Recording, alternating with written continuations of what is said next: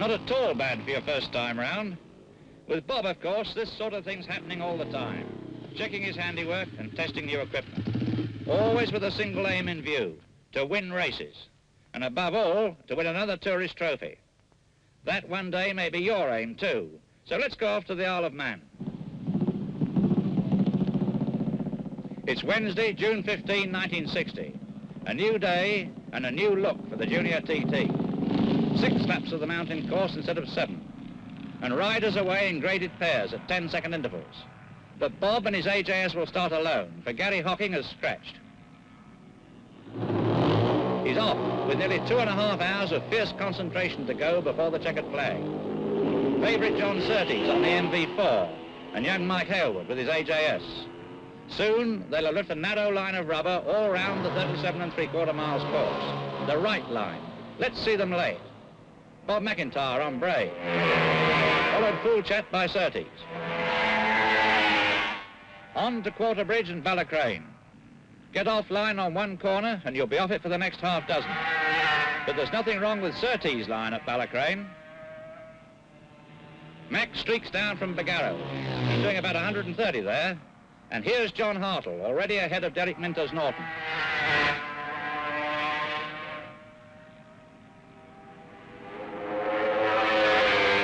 At Ballaugh, Surtees is leading on the road. So Max AJ still can't hold that MV4. And behind them, Hartle leads Minter and Bob Brown. Once past Ramsey, you're marching up that great high hill, 1,400 feet in 5 miles.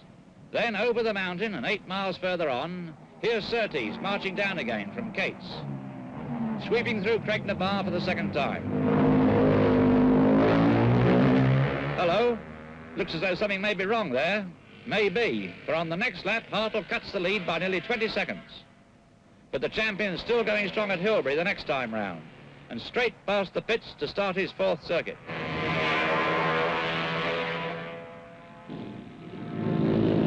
Yes, Surtees still leads, but he's slowing. Cadwell's star, George Catlin, comes in to refuel. And MacIntyre also refuels, having decided against a non-stop run. Off he goes down Bray Hill and through Quarterbridge in pursuit of Hartle.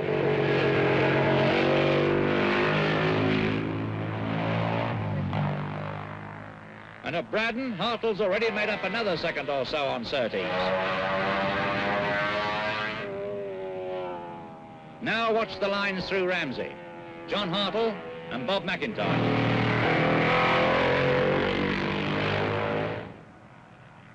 Max past the waterworks. He's gaining on Surtees too.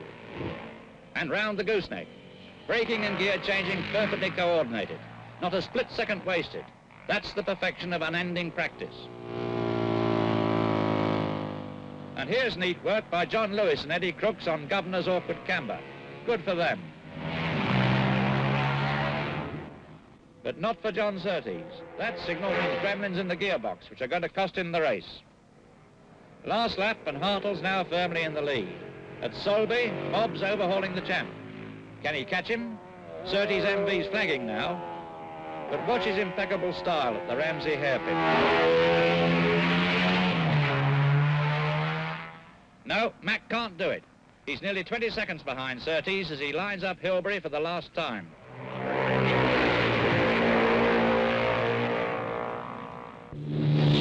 The checkered flag's ready.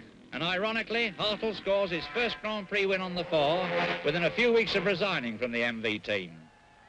So although all the midnight oil burnt in Bell's Hill didn't bring Mac victory, to finish 3rd, the first all-British combination of man and machine, after 226 miles of the toughest testing yet devised, should be enough to satisfy most people.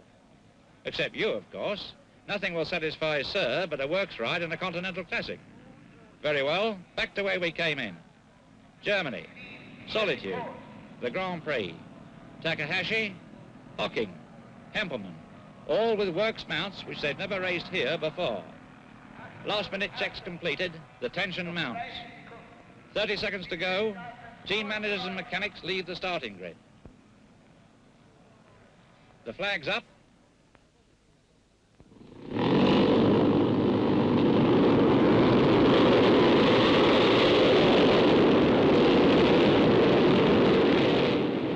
Hocking streaks into the lead. I shouldn't wonder if he learnt that dodge from Surtees.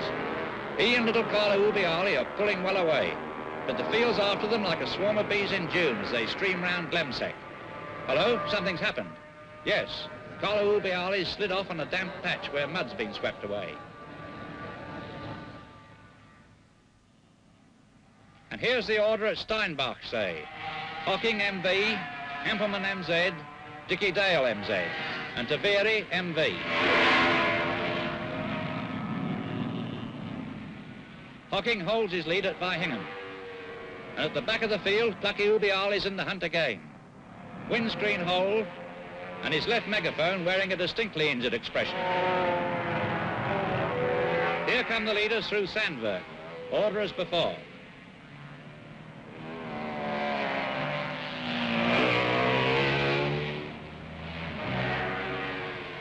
And here's Carlo, third from last in 22nd spot. He's really got to get on with the knitting after that furler.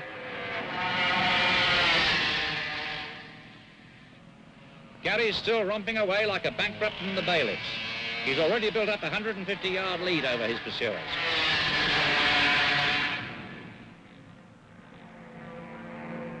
Three-quarters of the way through lap 2, it's still Hocking in the lead, followed by Hempelmann, Taveri and Dale, having a terrific scrap for second place. And Ubiali's already snatched back another 8 places to slip into 14th position. The race roars on. MV team manager Nello Pagani's keeping a watchful eye on things, and none better able to plot race strategy than this ex-Gutsi ace. 18 seconds lead, that's clear enough, but Honda's Oriental hieroglyphics must fox the opposition. 6 laps gone now. Hempelmann, Taveri and Dale are almost riding one another's machines at Byhingham in the tear-up for second place. And now Ubiali's opened up all the stops in a determined effort to move up into 6th berth. Watch Tanaka and Takahashi glance anxiously over their shoulders as Carlo closes the gap. Discounting Hocking, at the start of lap 7, it's now Dale, Hempelmann and Taveri in 2nd, 3rd and 4th places. And Ubiali is now in 6th place. Hempelmann, Taveri, Dale. And Ubiali is closing in on them rapidly. Now Dale has taken over from Taveri and is chasing Hempelmann. But never say die, Carlo has them in his sights at last. All 3 dicing furiously. But they're sitting ducks for the tiny streak of lightning from Bergamo. Just before Byhingham, during a meteoric 8th lap, Ubiali passes all 3 of them to move into 2nd place, taking Tanaka with him into 3rd position. Despite Ubiali's awe-inspiring ride, during which he gobbled up 21 places in only 57 miles, Hocking's lead was so great that with only 3 laps to go, Ubiali was unable to make any impression on the lad from Bulawayo, now within certain sight of victory. And so young Gary Hocking wins his 3rd Grand Prix in his first season as a works rider. Carlo Ubiali's a splendid 2nd, and Tanaka 3rd. To Gary Hocking, the victor's laurels and a well-earned place in the Hall of Fame. To you, who dream of following in his wheel tracks, remember there are no shortcuts to success. Don't try to race before you can really ride. Try trials for a start.